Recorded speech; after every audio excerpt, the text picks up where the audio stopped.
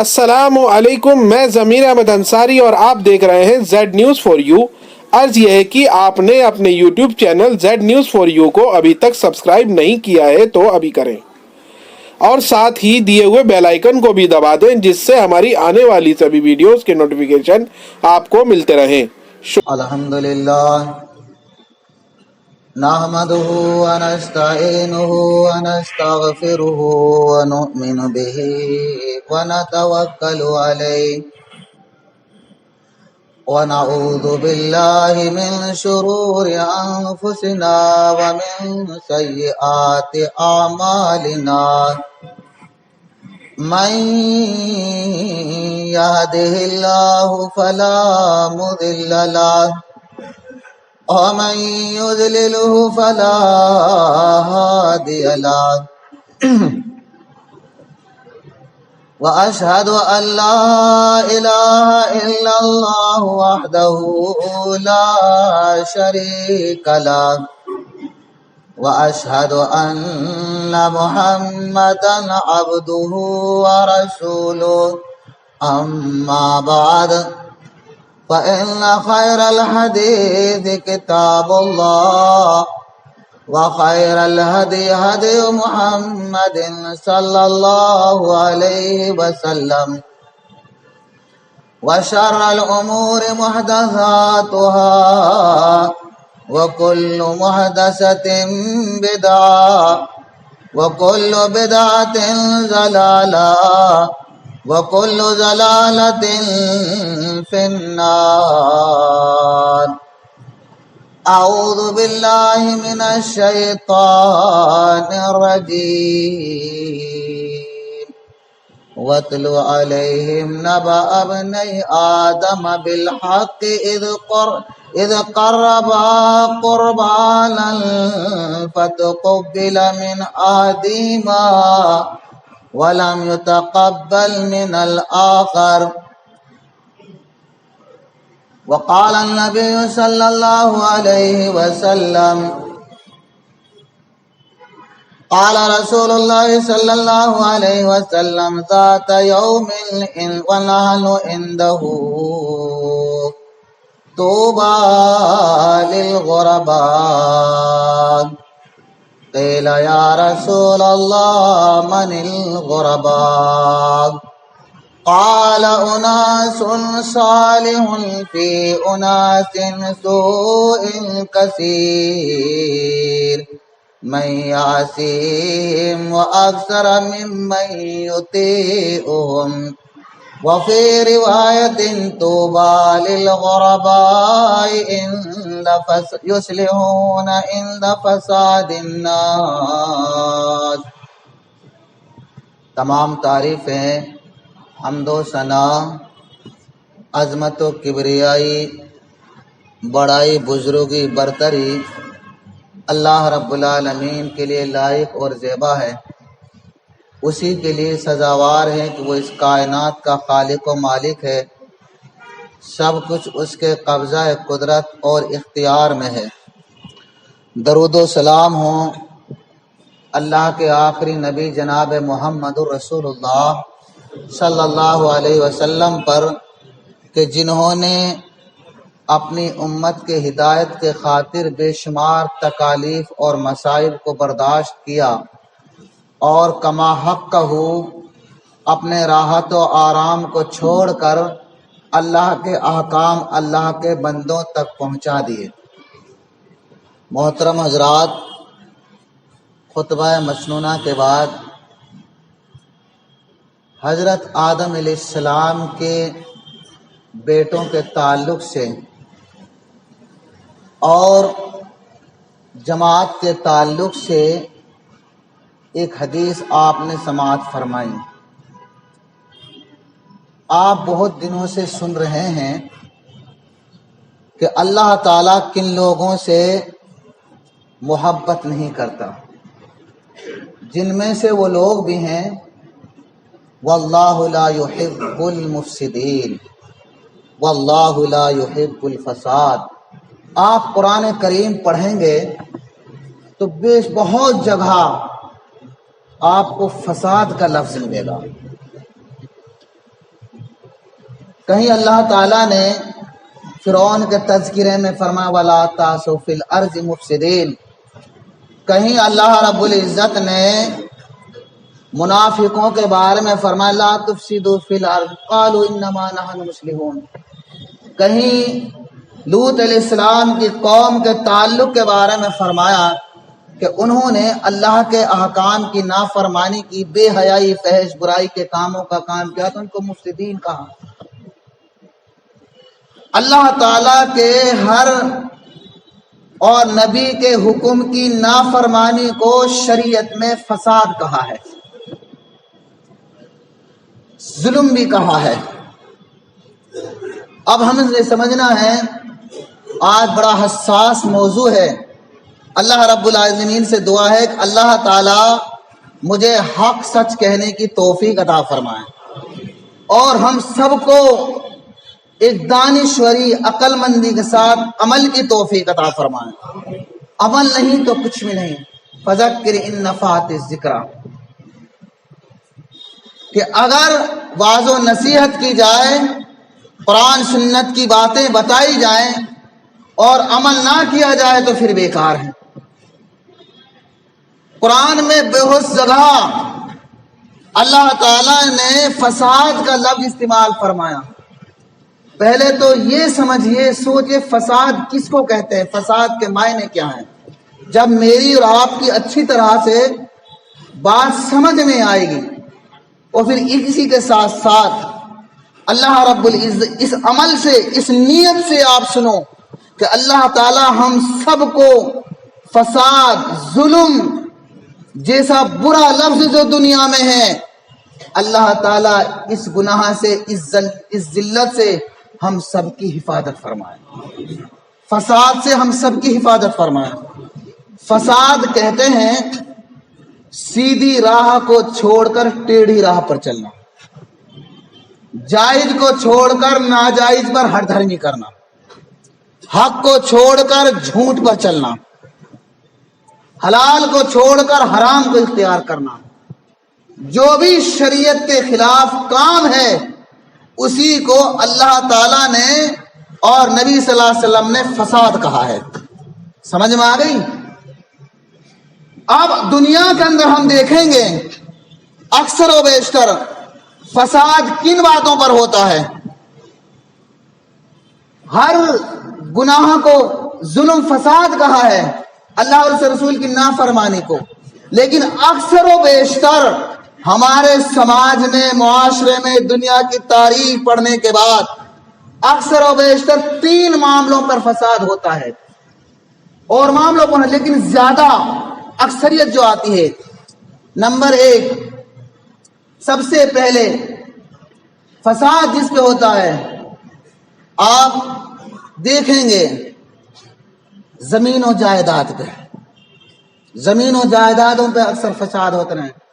اللہ ماشاءاللہ کوئی گھرانہ، کوئی محلہ، کوئی سماج ایسا ملے گا، خاندان میں، جن کی آپس میں پراپرٹیوں پر، گھروں میں لڑائی جھگڑے نہ ہو۔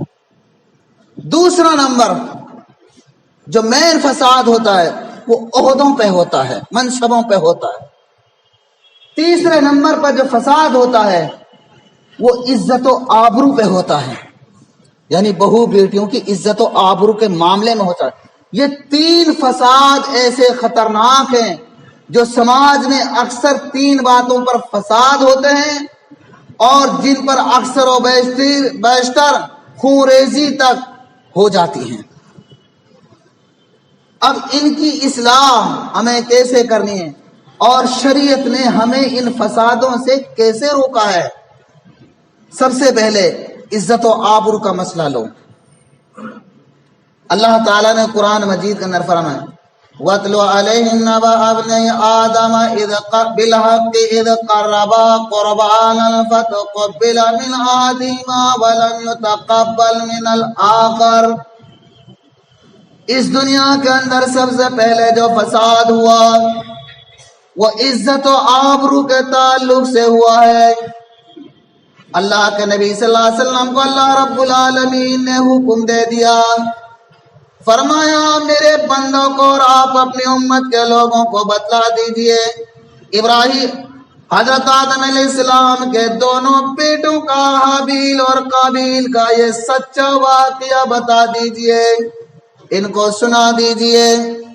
اذ قربا قربانا فتقبل من احدهما ولم يتقبل من الآخر، جب دونوں نے اللہ رب العالمین کی بارگاہ میں قربانی پیش کی تو ایک کی قربانی کو اللہ رب العالمین نے قبول کیا اور دوسرے کی قربانی قبول نہیں کی۔ واقعہ معاملہ یہ تھا کہ حضرت اللہ تعالیٰ نے اس دنیاوی نسل کو چلانے کے لیے آدم سے ہی مائی حوا کو پیدا کیا، اور پیدا کرنے کے بعد پھر دونوں کے ازدواجی تعلقات یعنی صحبت سے حمل ٹھہرتا، اور ایک حمل سے دو بچے پیدا ہوتے، ایک لڑکا اور ایک لڑکی۔ پھر دوبارہ ازدواجی تعلقات ہوتے تو حمل ٹھہرتا، اللہ کا حکم ہوتا، ایک لڑکا پھر ایک لڑکی پیدا ہوتے۔ اور اس وقت دستور تھا کہ پہلا جو جوڑا پیدا ہوا تھا پہلے لڑکے سے لڑکا ہوتا اور دوسرا جوڑا جو پیدا ہوا تھا وہ لڑکی ہوتی، ان کا حضرت آدم علیہ السلام نکاح کر دیتے۔ ان کا ایسے پہلا لڑکا دوسری لڑکی، دوسرا لڑکا دوسرے جوڑے سے لڑکا تو پہلے جوڑے سے لڑکی، یہ دستور کا ان کا جوڑا ملا دیا جاتا، پھر ان کا تعلق ازدواجی تعلقات ہوتے، پھر نسل چلتی۔ آخر کار پہلے جوڑے میں پیدا ہوئے حابیل اور دوسرے میں قابیل۔ اب دستور کے مطابق جو جوڑا ملانا تھا، نکاح کرنا تھا، حابیل کی بہن قابیل کے جانی تھی اور قابیل کی بہن حابیل کے ساتھ حابیل سے نکاح ہونا تھا، اور وہ بہن بھائی کہلاتے جو ایک جوڑے سے ہوتے۔ حابیل کے ساتھ قابیل کے ساتھ جو لڑکی پیدا ہوئی وہ زیادہ حسین و خوبصورت تھی، اور حابیل کے ساتھ جو لڑکی پیدا ہوئی وہ کم صورت تھی۔ تو قابیل بولے کہ میرے ساتھ جو پیدا ہوئی ہے میں تو اسی سے نکاح کروں گا، اسی سے میرا جوڑا ملایا جائے گا۔ حضرت آدم علیہ السلام نے بہت سمجھایا کہ بیٹا تم ناجائز پہ ہو، تم غلطی پہ ہو، ہمارا دستور یہ ہے کہ تم اپنی بہن کے ساتھ نکاح نہیں کر سکتے، تمہارا نکاح تو حابیل کی بہن کے ساتھ ہوگا، تم غلطی پہ ہو۔ یہاں سے عزت و آبرو کے معاملے میں فساد شروع ہوتا ہے، یہ بات یاد رکھنا، جو میرا اصلی موضوع پہ جو لفظ لینا ہے۔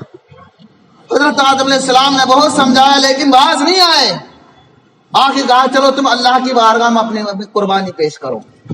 تو اللہ نے ایک کی قربانی پیش قبول کی، اور اس زمانے میں لمبی تاریخ ہے، ایک نے گیہوں کے گندم کی، ایک نے مینڈے کی، اور اس زمانے میں دستور تھا کہ آسمان سے آگ آتی، جس کی قربانی قبول ہوتی اس کو کھا جاتی، جس کو قبول نہیں کرتا اللہ اس کو چھوڑ جاتی۔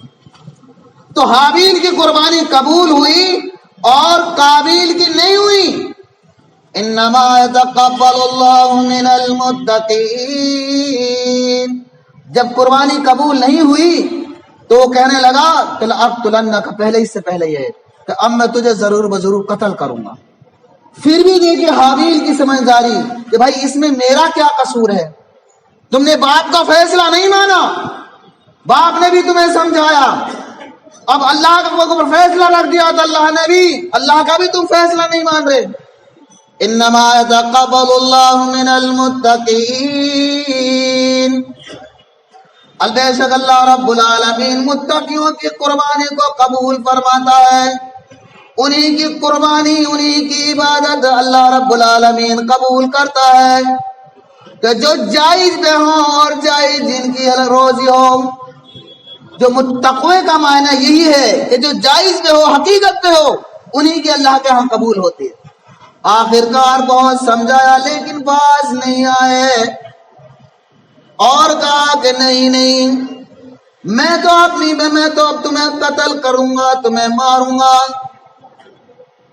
انی اريد ان تبوء باسمی واسمک، اور اس سے پہلے فرمایا کہ دیکھ اگر تم میرے اوپر ہاتھ اٹھانا چاہتے ہو، مجھے قتل کرنا چاہتے ہو، تو میں تو تمہیں قتل نہیں کروں گا، میں تم پہ اپنا ہاتھ نہیں اٹھاؤں گا، کون بول رہے ہیں؟ حابیل، جو جائز پہ تھے۔ قابیل نے جب چیلنج دے دیا کہ اب میں نہیں، اب میں تجھے ماروں گا، جان سے ماروں گا، پھر بھی کہہ رہے ہیں کہ میں تجھ پر اپنا ہاتھ نہیں اٹھاؤں گا۔ حابیل کہہ رہے تمہیں جو کرنا ہے وہ کرو، اور میں کیوں؟ کہ میں اللہ رب العالمین سے ڈرتا ہوں، خوف کھاتا ہوں، مجھے تو اللہ رب العالمین سے ڈر ہے، خوف ہے، میں کوئی ناجائز کام کر کے فساد نہیں کروں گا۔ اور پھر انی ارید ان تبوء باسمی و اسمک، اور میں تو یہ چاہتا ہوں کہ اب تو اپنا بھی گناہ اور میرا بھی گناہ۔ حالانکہ حابیل کے گناہ، جو گناہ کا لفظ یہاں آیا ہے، اس میں کیا ہے؟ شریعت کے اندر آتا ہے جب دو شخص آپس میں لڑتے ہیں، جھگڑتے ہیں، اور ان میں سے ایک مر جاتا ہے، تو اللہ کے نبی نے فرمایا دونوں جہنمی۔ صحابہ کرام نے پوچھا یا رسول اللہ، مارنے والا تو جہنمی ہے، مرنے والا جہنمی کون؟ یہ تو ہماری سمجھ میں نہیں آیا۔ فرمایا وہ بھی تو اسی نیت سے لڑ رہا تھا کہ میں بھی اس کو ماروں، میں بھی اس کو قتل کروں، اس لیے دونوں جہنمی۔ تو وہاں حابیل کیا کہہ رہے ہیں کہ نہیں، جو بھی لڑائی جھگڑے کا بوجھ ہے سارا تو ہی رکھ لے اپنی ڈانٹ پہ، میں نہیں، میری نیت نہیں، میں تو کسی بھی، تو کچھ بھلے مجھ پہ ہاتھ اٹھائے، مجھ کو قتل کرے، مارے، کچھ بھی کر، تو نے چیلنج دے دیا، لیکن میں نہ اپنی زبان سے کوئی لفظ بولوں گا، میں تیری طرف نہ اپنا ہاتھ اٹھاؤں گا، نہ بڑھاؤں گا لڑائی جھگڑے کے لیے، اور سارا بوجھ تو ہی رکھ لے، تو ہی جہنمی ہو جا۔ آخر کار فطوعت له نفسه قتل اخيه فقتله فاصبح من الخاسرين، اور پر آخر کار شیطان نے قابیل کے نفس کو قتل کے لیے ابھار دیا، اور اس نے اپنے بھائی حابیل پر ہاتھ اٹھا دیا، اس کو قتل کر دیا، اور وہ پھر خسارے میں سے ہو گیا۔ دیکھو قرآن میں کتنی گہری تعلیم ہے اللہ تعالیٰ نے کیا دی کہ بھائی کو مار دینا خسارہ ہے، انسان کی کمزوری ہے، خود انسان کی اپنی بھی کمزوری ہے، خسارے کا شریعت کے اعتبار سے بھی گنہگار ہے اور دنیا کے اعتبار سے بھی کمزوری ہے۔ آخر کار اس نے مار کر اپنے بھائی حابیل کو قتل کر دیا، اور شریعت کے، دنیا سے بھی اور آخرت کے ہر اعتبار سے بھی وہ کمزور، خسارے میں ہو گیا۔ ابھی اسی نقصی افسوس میں ندامت و شرمندگی میں بیٹھا ہوا ہے، اب کیا کیا جائے؟ فبعث اللہ غرابا یبحث فی الارض لیریہ، اللہ رب العالمین نے کوے کو بھیجا، اور کوے کو یہ بھی آتا ہے روایت کے اندر، وہ دو کوے آئے آپس میں لڑے، ایک کو مار دیا، پھر کوے کو اللہ تعالیٰ نے کتنے کر دی، زمین کھود کر اس میں دوسرے مرے ہوئے کوے کو دفن کر رہا ہے۔ کیا کہتا ہے پھر یہ قابیل، کیا کہتا ہے؟ یا ویلتا عاجزت مثل هذا الغراب فواری صوت اخی، ہائے افسوس، وَأَصْبَحَ مِنَ النَّادِمِينَ،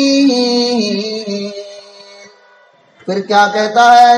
ہائے افسوس، میری تباہی، میری بربادی، آج میں ایک پرندے کوے سے بھی گزرا ہو گیا، اس کو بھی اللہ نے اتنی عقل دی، سمجھ دی، ٹھیک ہے اس نے اپنے بھائی کو یعنی کوے کو مار دیا، لیکن اتنی تو اس میں عقل سمجھ آ گئی کہ اس نے اس کی لاش کو زمین میں دفن کر دیا، اس کو چھپا دیا، باہر اس کی بے حرمتی نہیں، کیڑے مکوڑوں کے لیے نہیں، آخر زمین میں تو اس کو دفن کر دیا۔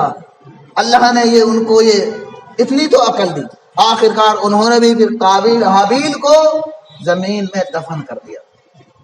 اب یہاں سے اصل فساد، یہ پہلا فساد تھا جو قابیل نے دنیا کے اندر ناجائز میں ہوتے ہوئے انجام دیا تھا اور اپنے بھائی کو قتل کیا تھا۔ اب دنیا کے اندر جو بھی فساد ہوگا قتل کا، پہلے گناہ قابیل کو بھی اس کا ملے گا، کیونکہ انہوں نے فساد کی ابتدا کی، شروعات کی۔ من ذالک کتبنا علی من اجل ذالک کتبنا علی بنی اسرائیل۔ پھر اللہ رب العالمین نے فرمایا اسی وقت سے ہم نے پھر بنی اسرائیل پر یہ فرض کر دیا، یہ لاگو کر دیا، من قتل نفسا بغیر نفس او فساد فی الارض فکأنما قتل الناس جميعا ومن احیا فکأنما احیا الناس جميعا، کہ جس نے بھی کسی بغیر کسی وجہ کے نفس کو قتل کیا، اس نے ساری انسان یا فساد کرتے ہوئے اس نے ساری انسانیت کا قتل کر دیا، یعنی جس نے فساد کی ابتدا کی، شروعات کی، فساد پھیلایا، اور اس میں جو بھی جانی نقصانات ہوں گے اس کا گناہ فساد کرنے والے کو، ابتدا کرنے والے کو ملے گا۔ اسی طرح سے جس نے امن و سکون کی بات کی، کسی انسان کی جان بچائی، کسی بھی طرح سے ایک انسان بھوکا پیاسا ہے، کسی بھی طرح انسانیت کے ناطے سے جو دوسرے کی مدد کرتا ہے، جان کی حفاظت کرتا ہے، ایک کی اگر جان بچائی تو اس نے امن و سکون کے خاطر ساری انسانیت کی جان بچا لی ہے۔ تو یہاں بھی یہ فساد کا لفظ آیا ہے، اور اللہ رب العالمین نے فرمایا کہ جو کائنات کے اندر فساد کرتے ہیں، اب ان کی اللہ تعالیٰ نے اگلی آیت جو محاربہ کہلاتی ہے اس کے اندر سزا بتلائی ہے۔ تو پہلا فساد کس میں ہوا؟ عزت و آبرو کے تعلق سے، اور جس کو اللہ تعالیٰ نے قرآن مجید کے اندر فرمایا انما جزاء الذین یحاربون اللہ ورسولہ یسعون فی الارض او فسادا ان یقتلوا او یصلبوا۔ یہ آیت محاربہ کا لفظ، جو بھی دنیا کے اندر فساد کرتے ہیں، فساد کس بات پر کرتے ہیں؟ اللہ اور اس کے رسول کی نافرمانی کرتے ہیں، زمین میں فساد پھیلانے کی کوشش کرتے ہیں۔ اس آیت کریمہ کا شان نزول یہ ہے کہ قبیلہ ارینا اور کاسا کے کچھ لوگ آئے اللہ کے نبی کے پاس مدینے میں، مدینے کی آب و ہوا انہیں راس میں آئی، بیمار ہو گئے۔ اللہ کے نبی نے فرمایا فلانے چراگاہ میں جاؤ، وہاں اونٹ ہیں، ان کا دودھ اور پیشاب پیو اور وہاں تم اللہ تمہیں شفا دے گا۔ آخرکار وہاں چراگاہ میں گئے، وہاں کچھ دن رہے، انہوں نے جب ان اونٹوں کا دودھ پیشاب پیا تو اللہ نے ان کو شفا دے دی، وہ تندرست ہو گئے۔ انہوں نے کیا کام کیا؟ جو اونٹوں کے چرواہے تھے، رکھوالے تھے، ان کو قتل کیا اور اونٹوں کو چرا لے گئے۔ فساد کیا نا؟ تو ان کے لیے جیسے انہوں نے سزا دی تو ان کے لیے بھی یہ سزا تجویز کی گئی۔ پھر اللہ کے نبی نے ان کو تعاقب کیا گیا، گھڑ سوار بھیجے، ان کو گرفتار کر کے لائے۔ جیسے انہوں نے سزائیں دی ان چرواہوں کو، ویسے ہی ان کو سزا دی گئی۔ انہوں نے بھی یہ فساد کیا، پہلے ان کے ہاتھ پیر خلاف ایک دوسرے کے کاٹ کے زمین میں ڈال دیے، ان کے آنکھوں میں گرم سلائیاں ڈال کے بھوک کے پیاسے تڑپ تڑپ کر مر گئے۔ تو جیسی سزا ہو ویسی ہی اس کی جزا ہو، بدلہ ہو، ویسی سزا دے دیجیے جیسے جرم کیا ہو۔ تو یہ بھی ایک فساد تھا جو آیت محاربہ کہلاتی ہے قرآن مجید کے اندر۔ تو جو بھی فساد پھیلائے گا اس کی فساد کی یہ سزا رکھی ہے، ان یقتلوا او یصلبوا، یا ان کو قتل کر دیا جائے، ان کو پھانسی دے جائے، ان کو من الارض، یا وہ زمین سے نکال دیا جائے، یہ حاکم وقت کو یہ سزا ہے۔ تو مطلب یہ ہے کہ جو پہلا فساد ہوا وہ عزت و آبرو کے تعلق سے ہوا، میرا کہنے کا مطلب یہ ہے۔ تو عزت و آبرو پہ انسان کو بڑی ہی شریعت کے مطابق سمجھ سے کام لینا چاہیے۔ دوسرا فساد عہدوں پہ ہوتا ہے۔ وقت مختصر میں مختصر انداز میں حضرت عمر فاروق رضی اللہ تعالیٰ عنہ مسجد کے اندر تشریف فرما ہے۔ مصر سے ایک آدمی آتا ہے اور کہتا ہے ویل للامیر المؤمنین النار، اس امیر المومنین کے لیے جہنم کی آگ ہو۔ امیر المومنین مسجد کے اندر تشریف فرمائے، لوگوں نے جب یہ جملہ سنا حیران شزدر رہ گئے، بہت بڑی بات تھی۔ عمر فاروق رضی اللہ تعالیٰ عنہ نے اپنے کان سے سنا اور بلایا، کون ہو، کہاں سے آئے ہو، کیا بات ہے، کیوں کہتے ہو بھائی میرے لیے آگ جہنم کیوں ہو؟ فرمایا کہ مصر کے اندر جو آپ نے حاکم بنایا ہے وہ حاکم ہماری دیکھ بھال نہیں کرتا، ہم پہ ظلم و زیادتی کرتا، بہت ساری شکایتیں اس کی رکھی۔ تو جو مومن ہوتا ہے، مومن آدمی جائز بات کو سنتا ہے، شرماتا ہے، نرماتا ہے، اور جو مومن نہیں ہوتا وہ حق ساتھ بات کو سن کر اس کا غرور، گھمنڈ، اس کی جاہلیت اسے جھجلاتی ہے اور برا مانتا ہے۔ امیر المومنین سن کے نرما گئے، شرما گئے۔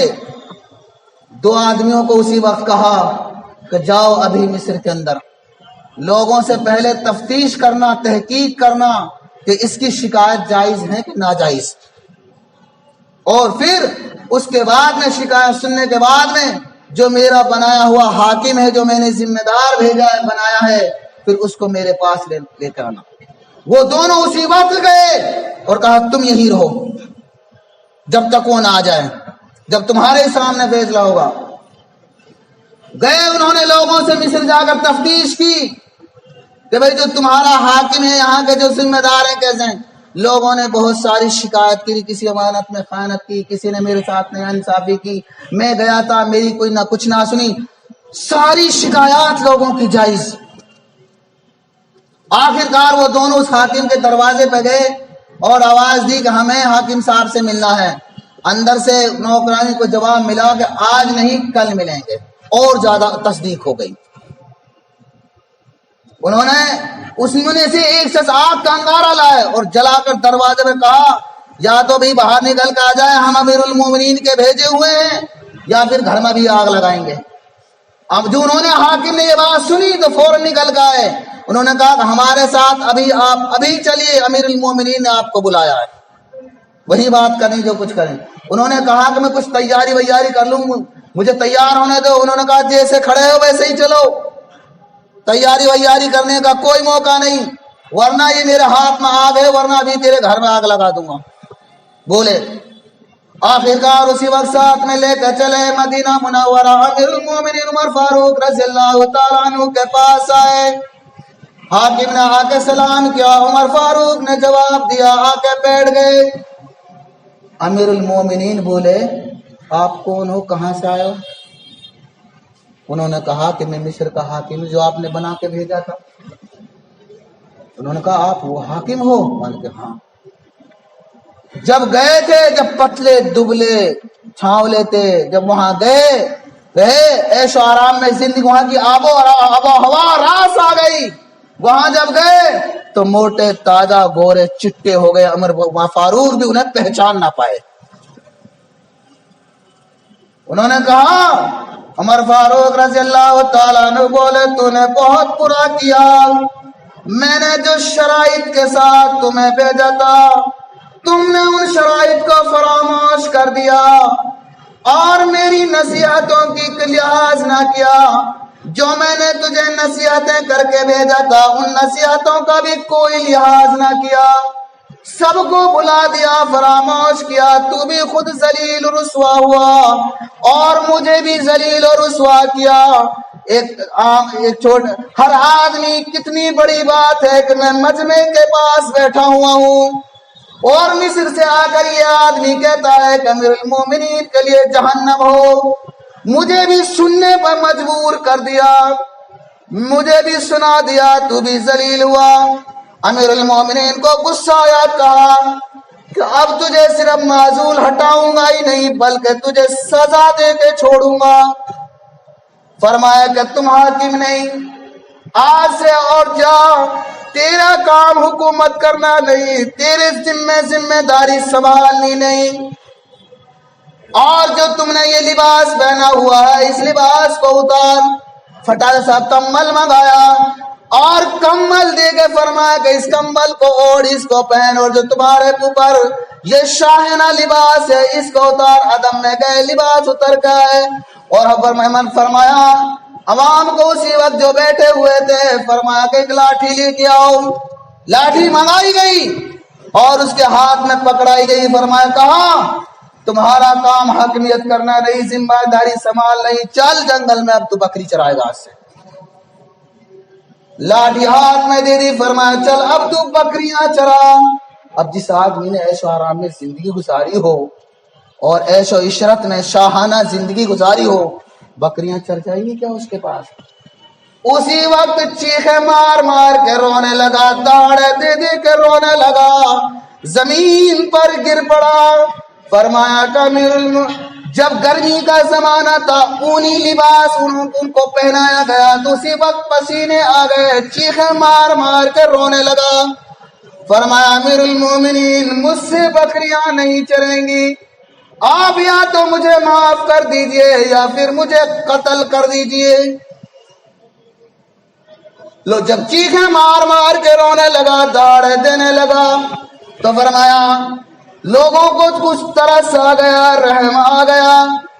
لوگوں نے کہا کہ امیر المومنین معاف کر دیجئے، جب اتنا رو رہا ہے، اتنا چیخے مار رہا ہے، آج حوالہ کر رہا ہے، اللہ بھی بڑے بڑے گناہگاروں کو معاف کر دیتا ہے۔ جب لوگوں نے کہا کہ معاف کر دیجئے، امیر المومنین نے کہا کہ جب بھائی تم معاف کرواتے ہو تو ٹھیک ہے، معاف ہے، پھر میری اتنی سی بات اور رکھ لیجئے، میں ان کو دوبارہ بحال کرتا ہوں، پہلے سسپینڈ ہو گئے تھے، میں ان کو دوبارہ بحال کرتا ہوں، لیکن کروں گا دو شرط پہ۔ پہلے نمبر پہ اگر تمہیں بحالی چاہیے تقوی اختیار کرنا پڑے گا، تقوی نہ حرام کھائے گا، نہ حرام کہے گا، نہ حرام سنے گا، ساری ناجائز حرام کی جائے گی۔ اور دوسری شرط یہ ہے کہ تمہیں زہد اختیار کرنا پڑے گا۔ زہد کہتے ہیں ہر شریعت کے اوامر کو، جائز کام کو انجام دینا، نماز روزے جتنے بھی اچھے شریعت کے احکام ہیں ان سب کو انجام دینا پڑے گا۔ اگر تمہیں یہ شرط منظور ہیں تو ٹھیک ہے، تیرے لیے معافی بھی ہے، بحالی بھی ہے، اور اگر تجھے دونوں یہ شرط منظور نہیں ہے تو چل پھر لٹھیا لے بکری چرا۔ اس نے معافی مانگی، معافی مانگ کر کہا کہ آج کے بعد پھر میں شکایت کم ہوگا، اور پھر عمر المومنین رضی اللہ تعالیٰ نے ان کو بحال کر دیا۔ تو مطلب یہ ہے کہ تیسرا جھگڑا زمین و جائیداد پر ہوتا ہے۔ یہ تمہارے سب کے سامنے وقت قریب ہوتا جا رہا ہے، تو مطلب یہ ہے کہ میں نے جو حدیث بیان کی اس کا میں خلاصہ کر دوں صرف 4 منٹ میں۔ عبداللہ بن عمرو بن عاص کہتے ہیں کہ ہم اللہ کے نبی کے پاس بیٹھے ہوئے تھے، ذات یومن ونحن عنده، کہ ہم ایک دن اللہ کے نبی صلی اللہ علیہ وسلم کے پاس بیٹھے ہوئے تھے، آپ نے فرمایا طوبیٰ للغرباء، کہ توبہ کے غرباء کے لیے خوشخبری ہو، مبارکباد ہو۔ صحابہ کرام بڑے انداز سے بولے، حیرت زدہ بولے کہ غرباء کا لفظی ایک معنی اکثر علماء نے اجنبی بھی کہیں، ایسے لوگ ہوں گے غرباء کہ جن کو عوام میں یعنی جنتا میں اجنبی کی حیثیت سے ہوگی ان کو جاننے کے لیے، لیکن وہ پھر ان کے اوصاف بتائے، کردار بتلائے، تعداد میں کم ہوں گے لیکن ان کے اوصاف کیا ہوں گے کہ دوسری روایت کے اندر وَطُوبَىٰ لِلْغُرَبَاءِ يُصْلِحُونَ عِنْدَ فَسَادِ النَّاسِ، مختلف الفاظ آتے ہیں، سب کا لب لباب یہ ہے کہ وہ غرباء ایسے ہوں گے، نیک صالح ہوں گے، کوئی برائی انجام نہیں دیں گے، اور جب بھی کوئی معاشرے کا حالات معاملات دیکھیں گے تو کیا دیکھیں گے وہ کہ عند فساد الناس یصلحون عند فساد الناس، لوگوں کی اصلاح کریں گے، یہ ہوں گے غرباء۔ آج تم اللہ کے گھر میں بیٹھے ہو، باوضو بیٹھے ہو، ذرا اپنے دل و دماغ پہ سوچو، ہم نے اپنی جماعت کا نام غرباء رکھ رکھا ہے۔ آج سب سے زیادہ لڑنے گتھنے کے لیے بھی لنگوٹ ہمارے پاس ہے۔ مسلمانوں کو چھوڑو، آج تک کہیں سنا ہے کسی مندر میں یا گردوارے میں ہندوؤں کا آپس میں جھگڑے ہو رہے ہیں، لڑ رہے ہیں، جھگڑ رہے ہیں؟ اتنے بڑے شرم کی بات ہے۔ آج ہم نے اپنے نام کو بھی ڈبو دیا، جو اصاف کردار ہم نے بتلائے کیا اور دیگر مساجدوں میں بھی ہوتے ہیں کتنے بڑے شرم کی بات، لوگ ہماری مسجدوں کو اکھاڑے والی کہیں، اور یہاں سے آگے ڈر ہے یہاں سے آگے کہیں پاگلوں والی نہ کہہ دیں۔ شروعات تو ہو گئی ہے، اور ذرا سی بات ہے، کوئی لمبی چوڑی بات نہیں کہ اللہ کا گھر ہے، اللہ کے گھر کی خدمت کرنے کا، جیسے عبادت کرنے کا سب کا حق ہے ایسے عبادت کرنے کا سب کا بھی حق ہے۔ ایک شخص جھاڑو لے کے آئے اور کہے کہ مول صاحب میں جینے میں سیڑھی جھاڑو لگانا چاہتا ہوں، میں اس کو روکوں گا تو میں ظالم ہوں، میں فسادی ہوں، میں روک نہیں سکتا اس کو۔ پھر ٹھیک ہے لگا لے، صفائی ہوئی پڑی ہو تب بھی لگا لیتے، تجھے بھی ثواب مل جائے گا، میں نے لگا لی تو مجھے مل جائے گا، تو میری 14 کی امامت میں بٹا لگ جائے گا، میں اس کو روکوں تو۔ کتنے بڑے افسوس کی بات ہے، 14 15 سال کے بچے، کتنے شرم کی بات کیا کہتے ہیں کہ جھگڑا کس بات کا ہے، کسی کا نہیں، یہ کہتے ہیں کہ اس بات کا جھگڑا ہے، انگلی انگوٹھا چلا کے پیسے سنبھالتے ہیں کہ اس بات کا جھگڑا ہے۔ کتنے عورتیں گھروں میں، کتنے بڑے افسوس شرم کی بات، نہ ہم نے اپنے جماعت کے نام کی لاج رکھی، نہ ہم نے اپنے عزتوں، اس سے بڑی شرم کی کیا بات ہوگی؟ کیا یہاں سے جا کر کیا پجامے نے کھول کے کھڑے ہوں گے؟ بچے کہیں 14 15 سال کے بچے۔ اللہ کا خوف کرو، فساد کے لفظ کو مانو سمجھو، مومن ایمان تو اس کا نام ہے۔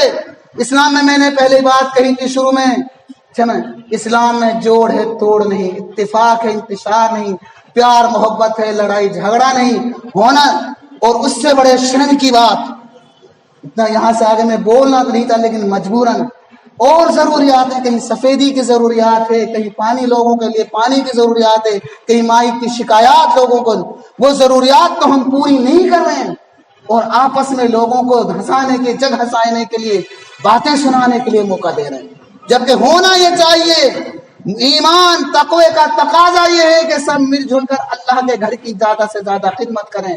اس سے بڑے شرم کی بات، آج تک ہم سے یہ نہیں ہو سکا، ہمارے بچوں کو کھانے پینے کی دعائیں یاد نہیں ہیں، اور دنیاوی ڈگری کر لی۔ دیہاتوں میں جا کے دیکھو، ایک گاؤں میں 4 اسکول مدرسے پرائیویٹ چلیں سرکاری اسکول، آج تک ہم سے کوئی ایسا مکتب قائم نہیں ہوا کہ ہمارے بچے دینی تعلیم سے آراستہ ہوں، ہمارے بچے دینی تعلیم حاصل کریں۔ ایک بات اور کہہ دینا چاہتا ہوں کہ آج سے 10 سال پہلے ایک عالم بزرگ آئے تھے بمبئی سے، انہوں نے کہا کہ انہوں نے بہت ساری باتیں سنائی، تو انہوں نے مجھ سے کچھ سوال کیا، میں نے آخرکار یہ کہا کہ اس جماعت کے اندر انسانیت نہیں ہے۔ انسانیت، جہاں انسانیت ہوگی وہاں تعلیم ہوگی، جہاں تعلیم ہوگی وہاں انسانیت آئے گی۔ وجہ یہی ہے کہ نہ ہمارے اندر تعلیم تھی، نہ ہمارے بچوں کے اندر تعلیم تھی، جو بھی کچھ علماء جو بن کے آئے وہ بھی دیگر اداروں میں بن کے آئے۔ کہ مسلمانوں کا کتنا بڑا علاقہ ہے دہلی کے اندر، آج تو یہ بچوں کی تعلیم کا انتظام ہے۔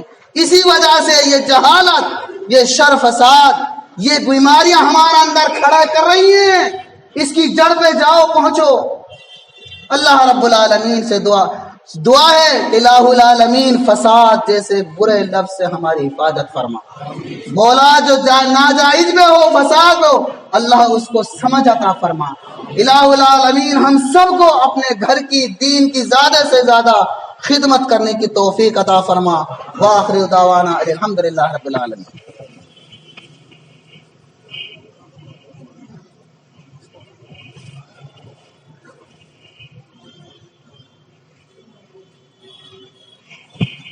الحمد لله نحمده ونستعينه ونستغفره ونؤمن به ونتوكل عليه ونعوذ بالله من شرور أنفسنا ومن سيئات أعمالنا، من يهده الله فلا مضل له ومن يضلل فلا هادي له، وأشهد أن لا إله إلا الله وحده لا شريك له، وأشهد أن محمدا عبده ورسوله، أما بعد فإن خير الحديث كتاب الله، وخير الهدي هدي محمد صلى الله عليه وسلم، وشر الأمور محدثاتها، وكل محدثة بدعة، وكل بدعة ضلالة، وكل ضلالة في النار۔ إن الله وملائكته يصلون على النبي، يا أيها الذين آمنوا صلوا عليه وسلموا تسليما۔ اللهم صل على محمد وعلى آل محمد كما صليت على إبراهيم وعلى آل إبراهيم إنك حميد مجيد، اللهم بارك على محمد وعلى آل محمد كما باركت على إبراهيم وعلى آل إبراهيم إنك حميد مجيد عباد الله رحمكم الله إن الله يأمر بالعدل والإحسان وإيتاء ذي القربى وينهى عن الفحشاء والمنكر والبغي لعلكم تذكرون اذكروا الله يذكركم وادعوه يستجب لكم ولذكر الله أعلى وأجل أكبر. एक बार फिर आपसे रिक्वेस्ट है कि आप अपने इस यूट्यूब चैनल को सब्सक्राइब करें, लाइक एंड शेयर ज़रूर करें. शुक्रिया.